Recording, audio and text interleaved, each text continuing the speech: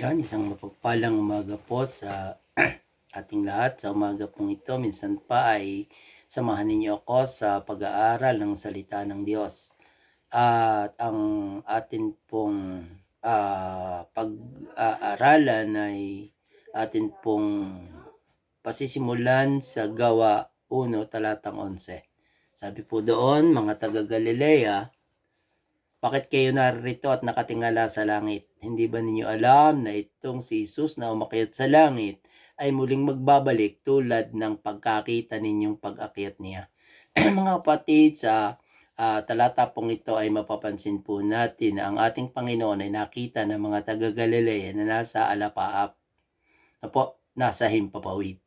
At ang sabi po dito, katulad ng pagkakita ng mga taga-Galilea, ang Panginoong Hesus ay muling magbabalik at minsan pa ay makikita siya ay nasa alapaap. At ito po yung inaasahan ng mga mananampalataya. Ito po yung inaabangan ng marami ang pag-agaw ng Panginoon sa kanyang iglesia, na kung saan ay kanya itong kukunin minsan pa. Subalit alalahanin po natin na may mga mananampalataya na nangamatay na. At yon po ay bubuhayin muna niya. Ito po yung sinasabi ng Biblia sa unang Tesalonica 4, talatang 15. Ito ang itinuturo ng Panginoon na sinasabi namin sa inyo. Tayo mga nabubuhay pa ay hindi mauna sa mga namatay na. Verse 16. Sa araw na iyon ay maririnig ang tinig ng arkanghel at ang tunog ng trumpeta ng Diyos. At ang Panginoon mismo ay bababa mula sa langit, na sumisigaw, at ang mga namatay na sumampalataya kay Kristo ay bubuhayin muna at titipunin sa alapaap kasama ang mga binuhay sa himpapawid. Sa gayon, makakapiling natin siya magpakailanman. Kasama ang mga binuhay upang salubungin ang Panginoon sa himpapawid. Yan po. Yung mga namatay ay bubuhayin ng Panginoon, at tayo mga nabubuhay pa ay kasamang sasalubungin ng Panginoon sa alapaap. At yun po yung sinabi at ipinangako ng ating Panginoon nung siya ay narito pa sa lupa sa kanyang mga alagad sa John 14 verse 1 na kadalas ang ginagamit natin. Huwag kayong mabalisa, manalig kayo sa akin, sa bahay ng aking ama ay maraming silid. Kung hindi ngayon, paroroon ako at paghahanda ko kayo ng matitirahan, at kapag naroon na ako, babalikan ko kayo.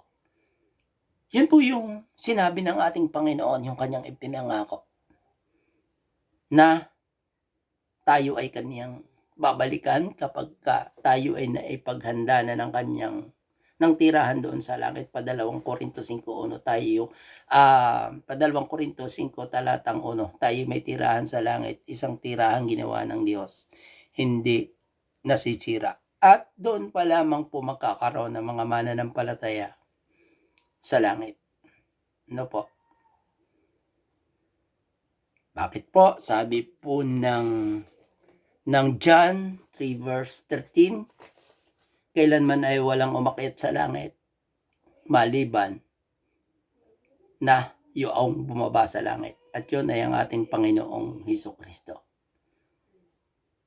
Kaya nga po, hindi tayo hindi mauna sa pag-akyat sa langit yung mga nanampalataya noon,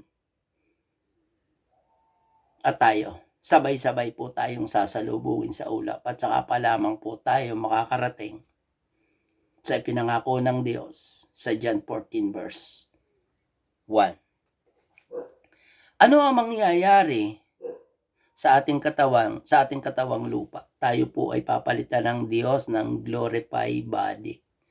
isang katawang hindi na nabubulok. Ang sabi po ng unang Korinto 15 talatang 51, isang hiwaga ang sinasabi namin sa inyo. Hindi lahat tayo ay mamamatay, ngunit lahat tayo ay babaguhin. Isang hiwaga ang sinasabi namin sa inyo. Hindi lahat tayo ay mamamatay, ngunit lahat tayo ay babaguhin. Sa verse 52, sa isang sandali, sa isang kisap mata, kasabay ng huling pag-ihip ng trumpeta, sapagkat sa pagtunog ng trumpeta, ang mga patay ay muling bubuhayin at di na muling mamamatay. Babaguhin tayong lahat. Verse 53, ang ating katawang nabubulok ay papalitan ng hindi nabubulok at ang ating katawang namamatay ay papalitan ng hindi na mamamatay. Yun po yung sinasabing walang hanggang buhay. At lahat po ng tao ay bubuhayin. Pero hindi po lahat ay makakasama sa pag-agaw. Sabi po ng salita ng Diyos, may dalawang naglalakbay, kukunin ng isa at iiwanan ng isa. Sabihin, yung mga hindi mananampalataya ay hindi makakasama sa pag-agaw ng ating Panginoon. Opo, lahat naman ay bibigyan ng walang hanggang buhay. Lahat tayo bibigyan ng walang hanggang buhay. Ang sabi po ng Mateo 25:46, itataboy ang mga ito sa kaparusahang walang hanggan, ngunit ang mga matuwid ay pupunta sa buhay na walang hanggan. Yung mga masama ay tataboy sa kaparusahang walang hanggan, ngunit ang matuwid ay sa buhay na walang hanggan. Paano tayo magiging matuwid sa paningin ng Diyos? Yan po yung isang tanong. Paano tayo magiging matuwid sa paningin ng Diyos upang tayo ay makasama sa pag-agaw? Sabi po ng Roma 4 talatang 22, kaya't dahil sa kanyang pananampalataya, siya ay itinuring na matuwid sa paningin ng Diyos. Sa verse 23, ang salitang itinuring na matuwid ay isinulat hindi lamang para sa kanya, verse 24, kundi para sa atin din naman. Itinuturing din tayong matuwid dahil sa pananampalataya natin sa Diyos na muling bumuhay kay Hesukristo. Sabi po si Abraham, tinutukoy po doon ay si Abraham. Siya ay itinuring ng Diyos na matuwid dahil sa kanyang pananampalataya. Hindi po dahil si Abraham ay mabuting tao, hindi po dahil si Abraham ay naging masunurin sa Diyos, kung hindi si Abraham ay naging matuwid sa pamamagitan ng kanyang pananampalataya. At yun po yung kadalasan na naririnig natin sa ibang mga ngaral at kahit sa akin sa Episo 2:8. Naligtas tayo hindi sa pamamagitan ng ating mga gawa. Ang kaligtasang ito ay kaloob ng Diyos, hindi mula sa atin. Kaya walang dapat ipagmalaki ang sino man sa atin. Bakit? Sapagkat ang bawat isa sa atin ay katulad ni Abraham, naging matuwid sa paningin ng Diyos, ay hindi dahil sa ating mga gawa, kung hindi ito ay dahil sa ating pananampalataya. Ang pananampalataya po ang magdadala sa atin sa buhay na walang hanggan. Yung pananampalataya doon sa ginawa ng ating Panginoong Hesukristo doon sa krus ng Kalbaryo, na kung saan ay ibinigay niya ang kanyang buhay para sa iyo at para sa akin. So ano yung ating dapat gawin upang magkaroon tayo ng pananampalataya? Una, sumampalataya tayo na ang Diyos nagpapatawad ng kasalanan. Kinakailangan, una, tayo ay mag-repent. Tayo ay magsisi. Tayo ay magsisi. At tumalikod sa mga kasalanan na ating ginagawa. At ang ikalawa po ay forgiveness. Pagpapatawad. Kinakailangan bago tayo tumanggap ng pagpapatawad mula sa Diyos ay tayo muna ang matutong magpatawad sa nagkasala sa atin. Hindi po pwede na hihingi tayo ng tawad sa Diyos, subalit yung mga nagkasala sa atin ay hindi naman natin pinatatawad. Bago po tayo humingi ng tawad sa Diyos, matuto po tayo magpatawad sa mga nagkasala sa atin. At ikatlo po ay acceptance or pagtanggap sa ating Panginoon. Napakahalaga po ng tatlong bagay na yan. Pagsisisi at pagtalikod, pagpapatawad, at pagtanggap sa ating Panginoon bilang Panginoon at sariling tagapagligtas. Bakit? Sapagkat sinasabi po ng Biblia, tayong lahat ay makasalanan. Roma 3 verse 23. Sapagkat ang lahat ay nagkasala at walang sino mang karapat-dapat sa paningin ng Diyos. Paano tayo mapapatawad sa ating kasalanan? Roma 10,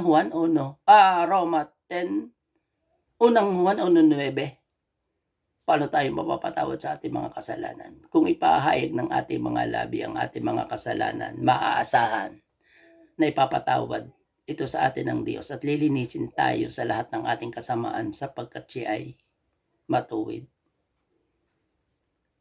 Confess po. Sabihin po natin sa Diyos ang lahat ng nagawa nating mga kasalanan. Kapag po tayo ay nagsisi,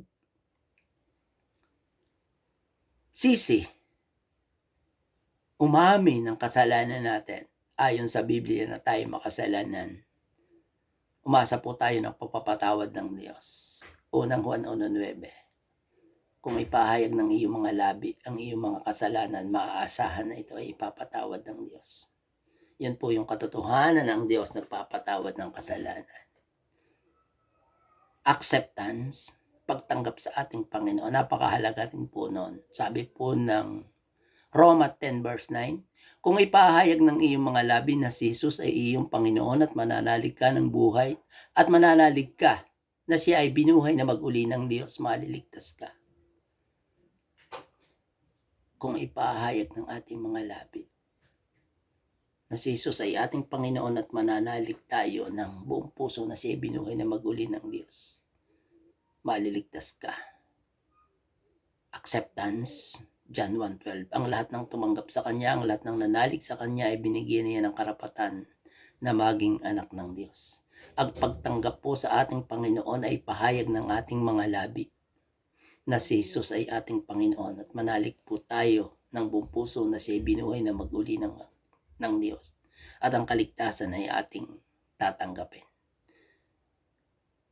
Ang lahat ng tumanggap sa Kanya, ang lahat ng nalig sa Kanya ay binigyan niya ng karapatan na maging anak ng Diyos. Yun lamang po. Yun po yung kahalagahan ng acceptance. Yung pagtanggap natin sa ating Panginoon. At yan po ay mangyayari kung seryoso mo siyang tatanggapin sa iyong buhay. At kapag po nangyari yan, magiging bago kang tao. Mararanasan mo yung pagkakaroon ng isang bagong pamumuhay. Sabi ng pa-2 Korintos 5 talatang 17, ang nakipag-isa kay Kristo ay isa ng bagong nilalang. Wala na ang dati niyang pagkatao, siya ay bago na. Sapagkat muli kayong isinilang, hindi sa pamamagitan ng tao, kung hindi sa bisa ng buhay at walang kamatayang salita ng Diyos. Purihin po ang Panginoon sa umagang ito.